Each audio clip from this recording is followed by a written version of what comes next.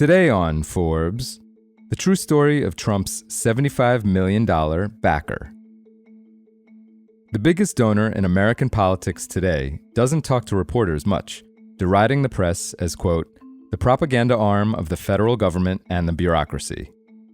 So it came as little surprise when Timothy Mellon, a Gilded Age heir who has emerged as a modern power player, largely ignored a series of questions sent to him asking about his family, background, and political philosophy.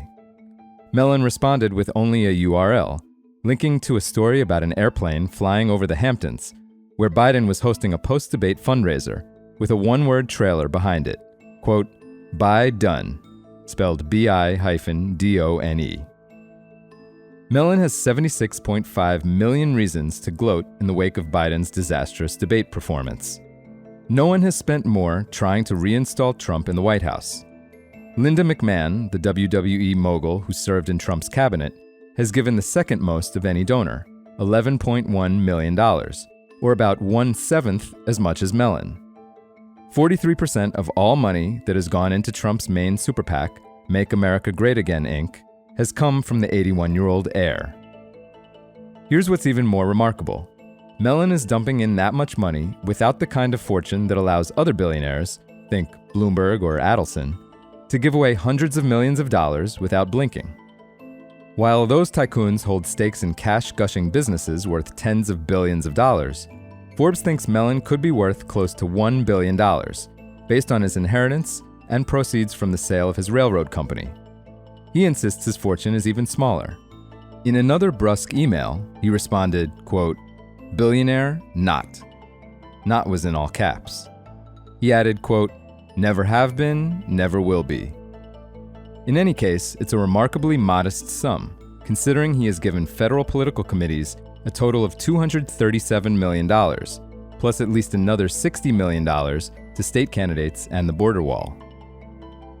Despite being the grandson of banking titan Andrew Mellon, Timothy Mellon has earned a surprising amount of his money himself.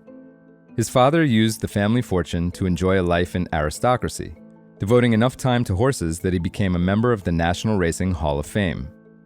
Timothy Mellon, by contrast, went to work, borrowing from the Mellon Bank to buy 3 struggling railroads in the early 1980s and building them over 4 decades into a $600 million empire.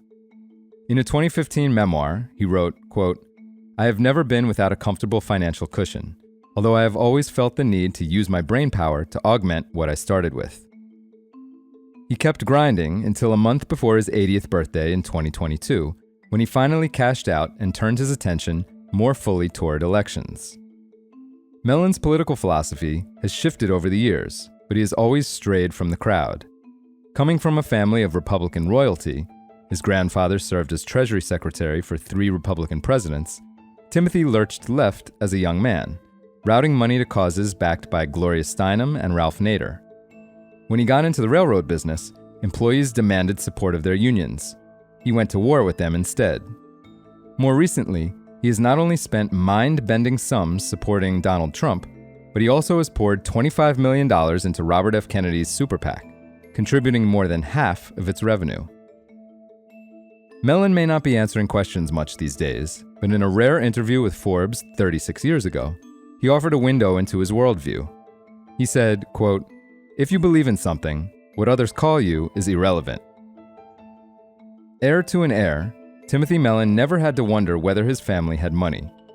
The fortune began with his great-grandfather, an Irish immigrant named Thomas Mellon, who started a Pittsburgh banking empire shortly after the Civil War. Thomas eventually welcomed his children into the business, including Andrew, Timothy's grandfather. Andrew invested in companies like Gulf Oil, a predecessor to Chevron, before serving in the cabinets of Presidents Warren Harding, Calvin Coolidge, and Herbert Hoover. He left a reported $22.7 million in 1930-something dollars, equivalent to roughly $500 million today, for his 3 grandchildren, including Timothy. Andrew Mellon also left enough for his son, Paul Mellon, to live a life of luxury, in which he obsessed over horses and penned an autobiography titled Reflections in a Silver Spoon. It's unclear how much Paul Mellon left to Timothy and his sister, though he bequeathed $110 million to his second wife, according to a book by Merrill Gordon, and left more than $200 million to charity.